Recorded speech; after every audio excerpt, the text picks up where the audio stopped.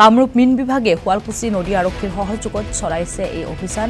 কামৰূপৰ 1 এপ্ৰিলৰ পৰা 15 জুলাইলৈকে মাছ ধৰা নিষিদ্ধ নিৰ্দেশনা থকাৰ পিছতো কামৰূপৰ বিভিন্ন প্ৰান্তত অব্যাহত মাছ ধৰা কাৰ্য এতিয়া অব্যাহত আছে। বৰ্তমান সময়ত নৈ, জানজুৰি, পুখুৰী, বিলত মাছে কণী দিয়াৰ সময় যিহেতু আৰু এই সময়ছোৱাতে একাংশ অসাধু মাছমৰীয়াই কিন্তু কণীযুক্ত মাছ ধৰিবলৈ আহে। এইসকল অসাধু মাছমৰীয়াৰ বিৰুদ্ধে পুৱাই শুৱালকুছিৰ ব্ৰহ্মপুত্ৰ ঘাটত এই অভিযান চলাই দেখিবলৈ পোৱা গৈছে।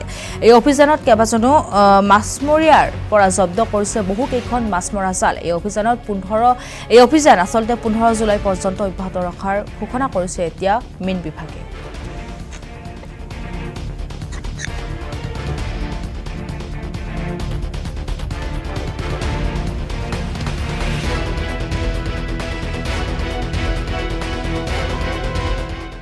আমাৰ কামৰূপ জিলা মীন বিভাগৰ ফালৰ পৰা আমি ব্ৰহ্মপুত্ৰ নদীত আজি আমি গোটেই টিমটো একত্ৰিত হৈ আমাক শুৱালকুছি থানাৰ ৰিভাৰ ফিচাৰিছৰ বিষয়ববীয়া আমাক সহায় কৰিছে। আমাৰ উদ্দেশ্য এটাই যে আমাৰ 1 এপ্ৰিলৰ পৰা 15 জুলাইলৈকে আমাৰ যিটো ঘোষিত মীন পালন বিলাকৰ যি বিশেষকৈ এনেকুৱা ধৰণৰ নদী বা বিল যিবিলাকক ঘোষিত মীন পাম বুলি কোৱা হয়, ইয়াত মানে মাছ মৰাটো নিষিদ্ধ। বিশেষকৈ এইখিনি সময়ত যিখিনি গাভিনী মাছ হয়, মতা হওক বা মাইকী হওক, এই মাছ যেতিয়া এনেকুৱা ধৰণৰ জাল ব্যৱহাৰ কৰি যেতিয়া মাছ মাৰে, তেতিয়া কি হয়, আমাৰ তেওঁলোকৰ যিখিনি এই যে কণী হোৱা মাছখিনিৰ পৰা যথেষ্ট পৰিমাণৰ মাছৰ পোনা উৎপাদন হয়। আৰু এইখিনি মাৰি পেলোৱাৰ পিছত যিহেতু মাছৰ আবাদীটো যথেষ্ট কমি গৈছে, গতিকে আমি এটা অভিযান কৰিছো আৰু আমাৰ ইতিমধ্যে জিলা প্ৰশাসনে মাছ মৰাটো নিষিদ্ধ হিচাপত তেওঁলোকে নিষেধাজ্ঞা জাৰি কৰিছে। মীন বিভাগৰ ফালৰ পৰাও বাৰে বাৰে মাছ নামাৰিবৰ কাৰণে এনেকুৱা ধৰণৰ বিলাকত মানে যথেষ্ট পৰিমাণৰ এৱাৰনেছ কৰা হৈছে, সজাগতা শিবিৰ কৰা হৈছে।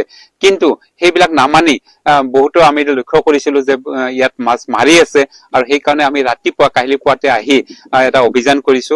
আমাক সকলোৱে সহায় সহযোগ কৰিছে আৰু ইয়াতে আমি পাইছো যে কেইবাখনো এনেকুৱা নিষিদ্ধ জাল যিখিনি ব্যৱহাৰ কৰিব নালাগে, এনেকুৱা জাল আজি জব্দ কৰা হৈছে। আৰু আমি তেওঁলোকক বুজাই দিছো আৰু যে ভৱিষ্যতে যাতে আৰু আমাৰ যিটো অভিযান এইটো তীব্ৰতৰ কৰি তোলা হ'ব। আৰু এনেকুৱাকৈ আমি এটা সজাগতা আনিব বিচাৰিছো যাতে মানে আমাৰ ঘোষিত মীন সমূহত যাতে মানে কোনো ধৰণৰ এনেকুৱা মানে যিখিনি নিষিদ্ধ জাল যাতে তেওঁলোকে আৰু ভৱিষ্যতে নামাৰে, ইয়াৰ কাৰণে আমি তেওঁলোকক সকীয়াই দিছো। আমি এই ক্ষেত্ৰত প্ৰথমতে আমি সজাগতা শিবিৰ কেইবাটাও সজাগতা শিবিৰ অনুষ্ঠিত কৰিছো জিলা মীন বিভাগৰ ফালৰ পৰা। এই সজাগতা শিবিৰত আমি তেওঁলোকক বুজাই দিছিলো যে আমি কিয় মাছ মাৰিব নালাগে। সাধাৰণতে তেওঁলোকক আমি সেইটো বস্তু বুজাই দিছিলো যে যিখিনি সময়ত মাছৰ প্ৰজনন ঋতু হয়, এই প্ৰজনন ঋতুত যাতে মাছ মাৰিব নালাগে, এইখিনি আমি তেওঁলোকক সজাগতা শিবিৰ পাতিছিলো। মাছ বিলাক পাই আমি সেই বজাৰ বিলাকতো আমি বিভিন্ন ধৰণৰ পোষ্টাৰিং কৰিছো, তেওঁলোকক বুজাই দিছো। আৰু তেওঁলোকক যিখিনি আমাৰ মীন ব্যৱসায় আছে তেওঁলোককো কৈছো, যদি এনেকুৱা নদী বা তেনেকুৱা প্ৰক্লেম ফিচাৰিছৰ পৰা যদি মাছ এনেকে লৈ যায়, গাভিনী মাছ লৈ যায়, তেনেহলে যাতে আমাক লগে লগে মীন বিভাগক খবৰ দিয়ে।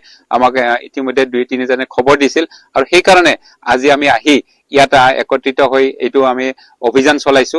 আৰু এই অভিযানত আমাক স্থানীয় পুলিচ প্ৰশাসনে সহায় কৰিছে। জিলা প্ৰশাসনে ইতিমধ্যে নিষেধাজ্ঞা জাৰি কৰি তেওঁলোকে নিষেধাজ্ঞা ইতিমধ্যে প্ৰচাৰ কৰিছে। বিভিন্ন কাকত প্ৰতিষ্ঠান এইবিলাকত তেওঁলোকে তাৰমানে বা আপোনালোকৰ মিডিয়াৰ জৰিয়তেও আমি ইতিমধ্যে তেওঁলোকক এইটো ব্যৱস্থা কৰিছিলো। কিন্তু এই কথা